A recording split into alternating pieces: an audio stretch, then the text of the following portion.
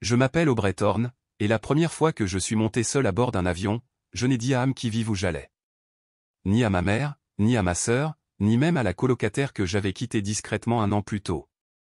J'étais assise dans un coin de la porte d'embarquement 47 avec un livre de poche que je ne lirais finalement pas et un café dont je n'avais pas vraiment envie ou juste quelque chose à tenir en attendant que la liberté daigne enfin m'appeler. C'était censé être des vacances en famille. Un cadeau, disait-il. Un cadeau que je n'avais pas demandé, un cadeau dont je n'avais jamais voulu. Je me souviens m'être tenu au comptoir d'enregistrement ce matin-là, feignant une crampe d'estomac en leur disant de continuer sans moi. Je vous rejoindrai à la porte d'embarquement, ai-je souri. Ma sœur, Carla, a hoché la tête, déjà affairée à gérer les bagages et à sermonner ses jumeaux pour qu'ils ne se battent pas au contrôle de sécurité. Ma mère m'a lancé son regard pincé habituel mi-inquiétude, mi-désapprobation. Je me suis détourné, calme en apparence, le cœur battant comme si je commettais un crime. Ce n'était pas le cas. Pas vraiment. Je me choisissais simplement, pour une fois. 10 minutes plus tard, j'embarquais pour un vol dans le terminal opposé à un aller simple que j'avais acheté avec les pourboires du café, pour une ville côtière dont personne dans ma famille n'avait jamais entendu parler. Et tandis que l'avion prenait de l'altitude, j'ai éteint mon téléphone et me suis adossé à mon siège, seul, tranquille et enfin libre de toute emprise. Ils diraient que j'avais gâché leurs vacances, je dirais que j'avais repris ma vie en main. J'étais la deuxième fille. Cela seul déterminait ma place dans la maison. Ma sœur, Carla, avait 6 ans de plus que moi, et dès le jour de ma naissance, il était clair qu'elle avait déjà occupé tout l'espace qu'une fille pouvait occuper. Ses photos de bébé couvraient tous les murs. Ses trophées trônaient, intacts, sur le manteau de la cheminée. Quand elle a eu un appareil dentaire, ce fut un événement familial. Quand j'ai eu besoin de lunettes, maman a dit, attendons la réinitialisation de l'assurance l'année prochaine. Ce n'était pas de la cruauté, c'était quelque chose de plus froid. Une habitude. Toute une famille construite autour de l'orbite d'une seule personne. Carla avait droit aux fêtes d'anniversaire à thème avec des cupcakes de traiteur, j'avais droit à ce qui était en promotion à l'épicerie. Quand elle a voulu des leçons de piano, ils ont trouvé un voisin qui enseignait gratuitement. Quand j'ai voulu m'inscrire au football, maman a dit, ce n'est pas vraiment ton truc, ma chérie. Je l'ai cru. C'était plus facile que de demander 2 fois. Quand j'étais au lycée, Carla était partie depuis longtemps, mariée à un homme qui vendait des assurances et souriait à travers ses dents. Mes parents l'appelaient un soutien de famille. Je n'ai jamais aimé ce mot. On aurait dit quelque chose qu'on dirait d'un robinet ou d'une mangeoire. Carla a eu des jumeaux 1 an après le mariage, 2 garçons identiques qui sont devenus les nouvelles étoiles de notre famille. Ils n'étaient pas seulement des petits-enfants, ils étaient des miracles. Ils avaient des coliques et des otites et détruisaient chaque table basse sur leur passage. Mais mes parents les appelaient une joie pure. Et moi? Je suis devenu utile. La première fois que Carla les a déposés sans demander, j'avais 19 ans. Je venais de rentrer d'un service au café, les pieds couverts d'ampoules et mon uniforme encore taché du latte renversé de quelqu'un. Elle n'a pas frappé, elle est juste entrée, m'a tendu un sac de couches et a dit, ça ira. Ils ont probablement déjà mangé. Puis elle est partie, et personne n'a songé à le remettre en question. À partir de là, c'est devenu une routine. Chaque samedi, chaque dimanche, parfois aussi les soirs de semaine si Jacques avait un dîner d'affaires et que Carla était, juste épuisée. J'ai arrêté de faire des projets. Des gens que je connaissais à l'université m'invitaient à sortir, et je disais, peut-être, sachant que je n'irais pas. Je n'expliquais même plus pourquoi. Mes parents disaient que je faisais des histoires. C'est juste pour aider, insistait ma mère. Tu es doué avec eux, et c'est la famille. Famille, le mot le plus instrumentalisé que j'ai jamais connu. J'ai essayé une fois, une seule fois, de résister. C'était la semaine des examens. J'avais 2 dissertations à rendre, un examen le lendemain et un service de nuit au café. Carla a déposé les garçons quand même, joyeusement inconsciente. Ils ont couru dans l'appartement, ont renversé ma lampe de bureau et ont brisé ma dernière tasse à café. Quand j'ai dit à ma mère que c'était trop, que je me noyais, elle a soupiré comme si je la décevais au plus profond de son être. Tu n'es pas une mère, Aubrey. Tu ne comprends pas, Carla fait de son mieux. Elle a besoin de soutien. Et moi, non, ai-je demandé. Elle n'a pas répondu. Cette nuit-là, pendant que j'éponguais de la compote de pommes renversée sur le tapis et que j'écoutais l'un des jumeaux hurler à cause d'une pièce de Lego perdue, j'ai pris une décision. Pas une grande, pas encore. Juste un changement intérieur silencieux, une certitude. Cela n'allait jamais changer à moins que je ne le change. J'ai commencé à économiser de l'argent, pas pour quelque chose de grand, je ne rêvais pas encore d'évasion, juste un week-end, un unique week-end où l'on n'aurait pas besoin de moi, où l'on ne me convoquerait pas, où l'on ne me culpabiliserait pas pour que je rende service. Je n'en ai parlé à personne. J'ai juste fait plus de service, sauté le café cher et glissé des billets de 5 $ dans une enveloppe en papier craft cachée sous mon matelas. Il m'a fallu 9 mois pour économiser assez pour 3 nuits dans un modeste motel côtier. Pas de piscine, pas de spa, mais il était à quelques pas de la plage et avait un petit café qui servait le petit déjeuner toute la journée. C'était suffisant pour moi. Je me souviens du soir où j'ai dit à mes parents que j'avais réservé. Ma voix était légère, prudente, tâtant le terrain. Ce n'est rien d'extraordinaire, juste une petite pause. J'ai besoin de me vider la tête. À ma grande surprise, ils ont souri. C'est merveilleux, ma chérie, a dit maman. Tu mérites un peu de repos. Papa m'a même tapoté l'épaule. Bien joué, ma grande. J'aurais dû savoir. Quand quelque chose semble trop facile dans ma famille, cela signifie généralement que quelqu'un d'autre y a déjà mis la main dessus. Le trajet en bus jusqu'à la côte a duré 6 heures. J'ai regardé la ville disparaître par fragments, autoroutes, concessionnaires automobiles, rangées de maisons en stuc, et enfin, le ciel ouvert. Quand je suis arrivé, le motel était exactement ce à quoi je m'attendais, un peu vieillot mais propre. L'employé de la réception m'a tendu une clé en métal avec une étiquette en plastique et a dit « Oh, vu si vous vous asseyez sur le rebord de la fenêtre et que vous vous penchez à gauche. » J'ai souri pour de vrai ce jour-là. Je ne l'avais pas fait depuis un moment. Cet après-midi-là, j'ai marché pieds nus le long de l'eau jusqu'à ce que le soleil commence à tout dorer. J'ai dîné seul aux croquettes de crabe été glacées, supplément citron dans un café au parasol délavé et aux mouettes qui ne connaissaient pas les limites. J'ai laissé un bon pourboire. Je suis resté jusqu'à ce qu'il fasse nuit, juste parce que je le pouvais. Pas d'enfants qui pleurent, pas de dîner à préparer, pas de voix qui m'appelle. Quand je suis retourné au motel et que j'ai déverrouillé ma chambre, j'ai senti quelque chose se serrer dans ma poitrine, quelque chose entre l'incrédulité et l'espoir. Peut-être que j'avais enfin réussi à me tailler quelque chose pour moi. Et puis je les ai entendus. Aubrey, la voix de ma mère, trop enjouée, trop mise en scène. Surprise. Je me suis figé. Debout devant la chambre voisine de la mienne, vêtue d'un chemisier à fleurs qu'elle portait à chaque événement de l'église, se trouvait ma mère. Derrière elle se tenait Carla, tenant un sac de plage avec son mélange habituel de drame et de ravissement. Les jumeaux étaient déjà pieds nus, couverts de jus de fruits et criant quelque chose à propos de coquillages. « Quoi, qu'est-ce que vous faites ici ?» ai-je demandé, mes mots s'étiolant déjà. « Nous ne pouvions pas te laisser seul pour ton grand voyage » a gazouillé maman. Alors nous avons réservé à la dernière minute. Heureusement, ils avaient une suite juste à côté. Bien sûr qu'ils en avaient. J'ai regardé leur sac des bagages de marque, la chambre plus agréable. Probablement réservée avec la carte du mari de Carla. Il ne venait jamais à ce genre de choses, bien sûr, il ne faisait que les rendre possibles. Avant que je puisse dire quoi que ce soit, Carla s'est penchée, a embrassé l'un des jumeaux sur le front et s'est tournée vers moi avec un sourire étudié. « Ça te dérange de les surveiller un petit peu ? Juste une petite promenade. Je n'ai pas eu le temps de respirer depuis des semaines. Et j'ai besoin de prendre de la crème solaire, a ajouté maman. On revient dans quelques minutes. » Elle ne revenait pas. Aucune d'elles. Elles ont disparu sur le chemin menant à la plage, en riant. Les jumeaux se sont précipités devant moi dans ma petite chambre de motel bien rangée, transformant déjà le couvre-lit en terrain de jeu.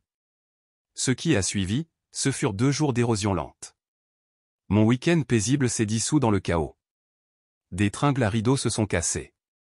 Une brique de jus a explosé dans ma valise, et quelqu'un a essayé de tirer la chasse d'eau avec un savon en forme de dauphin. Divulgateur, ça ne s'est pas bien passé. Le personnel du motel a frappé à ma porte le dimanche matin avec une expression polie mais pointue. « Madame, il y a eu quelques dégâts. Nous devrons évaluer des frais de nettoyage. » L'enveloppe qu'ils m'ont tendue portait le numéro écrit au stylo, 230 $ plus que ce que j'avais budgété pour tout le week-end. J'ai payé en silence. Je n'ai pas pris la peine de demander à ma famille de partager les frais, je connaissais déjà la réponse. Le dimanche soir, Carla a eu l'audace de dire qu'elle était épuisée par tous ses voyages. Je n'ai rien dit. Pas à ce moment-là. J'ai fait ma valise tranquillement pendant que les jumeaux hurlaient pour savoir qui aurait la pelle en plastique rouge. Ma mère faisait défiler des photos sur son téléphone, choisissant probablement celle à publier avec une légende du genre « Les moments en famille sont les meilleurs moments ». Le trajet du retour a semblé plus long que l'aller. J'étais assise à l'arrière du véhicule utilitaire sport de Carla, coincée entre des gobelets à bec et un ballon de plage à moitié dégonflé, regardant les gouttes de pluie maculer la vitre. Quand nous sommes rentrés à la maison, je suis allé directement dans ma chambre, j'ai fermé la porte et je me suis assise par terre. J'ai fixé le mur pendant 1 heure. Pas de larmes, pas de colère, juste un vide si complet que cela ressemblait à du silence à l'intérieur de mon propre corps. Cette nuit-là, je n'ai pas dormi. Et le matin, j'ai recommencé à faire mes valises. Cette fois, pas pour la plage. Je n'ai pas dit un mot au petit déjeuner. Maman a fait des œufs. Carla se plaignait déjà du linge qu'elle devrait rattraper. Les jumeaux se battaient pour les couleurs des céréales. Tout était si bruyant, si normal, comme si rien ne s'était passé, comme si on ne m'avait pas détourné de mes propres vacances. J'ai attendu que la table se calme, juste un peu. Puis je l'ai dit, je déménage. La pièce ne s'est pas figée. Elle a craqué. Maman a laissé tomber sa fourchette. La bouche de Carla est restée ouverte comme dans une mauvaise sitcom. Papa a finalement levé les yeux de la section des sports, plissant les yeux comme s'il n'avait pas bien entendu. « Qu'est-ce que tu as dit ?» a-t-il demandé, déjà sur la défensive. « Je m'en vais » ai-je répété. J'ai trouvé une chambre près du campus. J'ai signé le bail hier soir. Je déménage la semaine prochaine. Carla a été la première à réagir. Mais qui va aider avec les garçons? Cela m'a tout dit. Pas, tu vas nous manquer. Pas, est-ce que c'est sûr, ou, as-tu besoin d'aide? Juste, qui comblera le vide que nous avons creusé en toi? Maman s'est reprise ensuite. Après tout ce que nous avons fait pour toi, c'est comme ça que tu nous remercies? J'ai failli rire. Tout ce que vous avez fait pour moi? Comme gâcher mon week-end et me laisser avec une facture de motel de $230? La voix de papa s'est faite plus tranchante.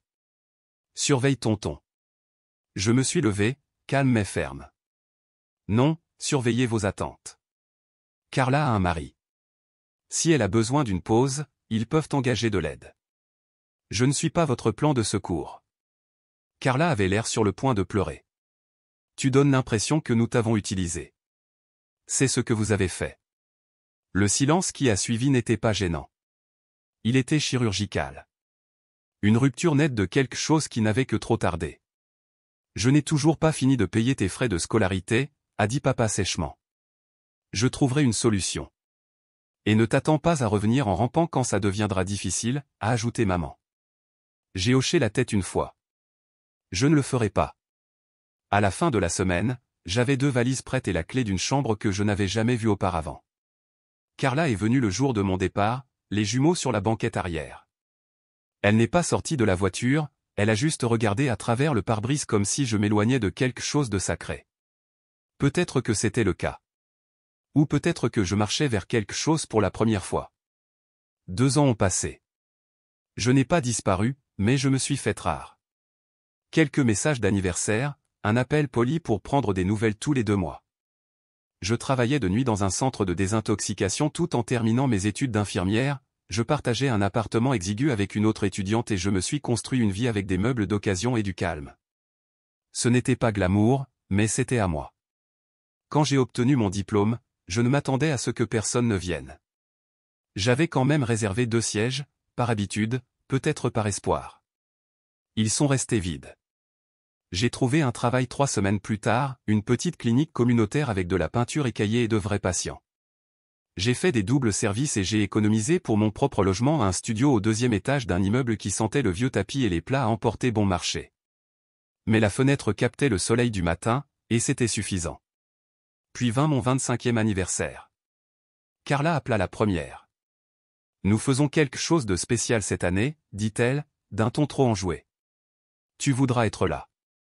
Je n'aurais pas dû y aller, mais une partie de moi était curieuse, juste assez pour dire oui. La maison avait l'air pareil. Ma place à table avait été envahie par des dessins au crayon de couleur et des lingettes pour bébé. J'ai souri pendant les salutations, accepté les étreintes et attendu. Après le dîner, maman m'a tendu une enveloppe avec cérémonie. C'est de notre part à tous. À l'intérieur se trouvait un billet d'avion pour Clearwater Beach. Des vacances en famille, tous frais payés, ajouta papa. Carla rayonnait. Les garçons sont tellement excités. Ils parlent de construire des châteaux de sable avec toi depuis des semaines. J'ai regardé le billet, puis elle, et j'ai su que ce n'était pas un cadeau. C'était une mission. Maman s'est penchée, la voix basse mais acérée. Ne fais pas de scène. Pas ce soir. Alors j'ai souri, dit merci et me suis excusé pour aller aux toilettes, où je me suis assise sur le bord de la baignoire et j'ai fixé le carrelage pendant 10 bonnes minutes. Ils pensaient qu'ils avaient gagné, que j'avais appris ma leçon. Ils n'avaient aucune idée de ce que je préparais. L'aéroport était bondé le matin du vol, plein de familles aux prises avec des poussettes et des sacs à moitié zippés. Carla portait des chapeaux de soleil assortis avec les jumeaux, narrant déjà les plans pour la semaine. Aubrey, nous aurons besoin de toi pour les emmener au bassin de marée mardi, dit-elle.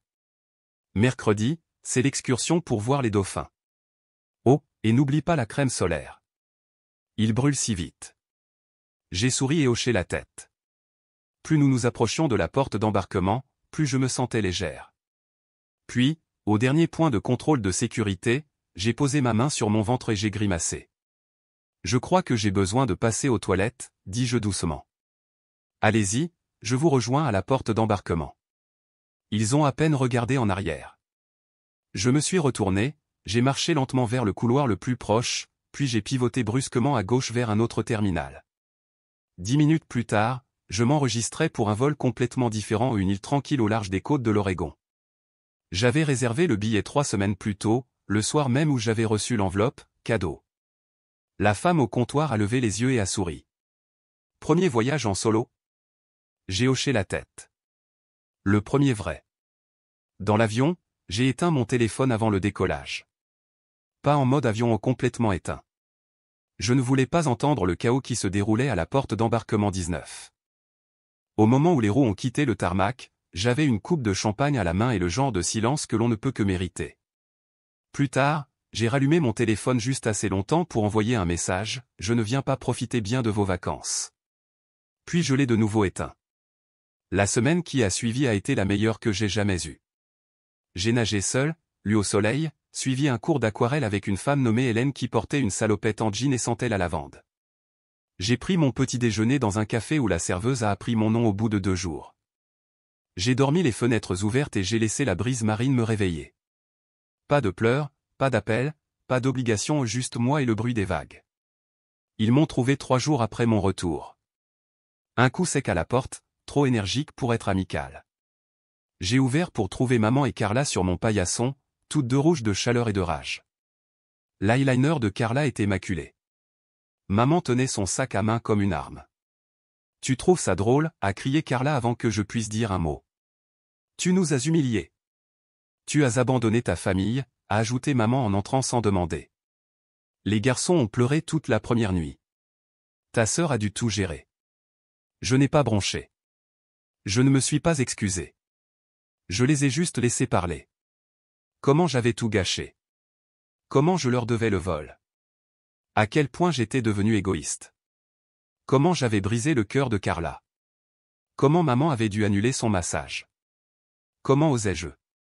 Quand elles ont fait une pause pour respirer, j'ai enfin parlé. Je ne vous dois rien. La bouche de Carla s'est de nouveau ouverte. Je n'ai pas demandé le billet. Je n'ai pas accepté de faire du babysitting, et je ne me suis certainement pas engagé à être votre plan d'évasion. La voix de maman a baissé dans ce registre dangereux, celui destiné à me culpabiliser pour me soumettre. Nous sommes une famille, Aubrey. Et famille ne signifie pas servitude. J'ai croisé les bras, calme, posé. Si vous voulez me parler comme à une adulte, avec respect, ma porte est ouverte. Sinon, partez. Elles sont restées là, abasourdies. Puis, avec un dernier regard furieux, Carla s'est retournée et est sortie. Maman a suivi, mais pas avant de dire « Tu as changé ». J'ai hoché la tête. Oui, j'ai changé. Et puis j'ai fermé doucement la porte derrière elle.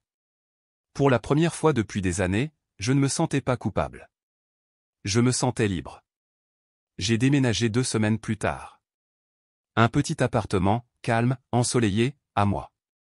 Pas de jouets dans le couloir, pas de coups frappés tard dans la nuit, pas de culpabilité qui mijote sous chaque conversation. Je n'ai pas laissé d'adresse de réexpédition. Je suis juste parti. Les premiers jours semblaient surréalistes. Je mangeais ce que je voulais, quand je voulais. Je marchais sans explication, dormais sans interruption et ne tressaillais pas quand le téléphone vibrait. J'ai arrêté de décrocher au non par colère, mais par paix. J'ai rempli l'espace avec de petites choses, une lampe chinée, une plante à laquelle je n'ai pas donné de nom, le silence. J'ai recommencé à peindre mal, joyeusement. J'ai appris à ne rien faire sans m'en excuser. Les appels ont continué à arriver, Carla, maman, quelques textos de parents dont je n'avais pas eu de nouvelles depuis des années. Ils disaient tous la même chose, reviens. Parlons. Ne sois pas comme ça. Mais je n'ai rien gâché. Je suis juste sorti d'un rôle pour lequel je n'avais jamais auditionné. Peut-être qu'un jour je les appellerai. Peut-être qu'un jour ils comprendront. Mais je ne mesure plus ma paix à leur approbation. Je n'existe plus pour absorber le poids qu'ils refusent de porter. Je ne suis pas amer. Je ne suis pas en colère. J'en ai juste fini. Fini de jouer la comédie, fini de m'expliquer, fini de prétendre que l'amour ressemble à un sacrifice sans limite. Je n'ai pas gâché leurs vacances, j'ai simplement choisi de commencer les miennes.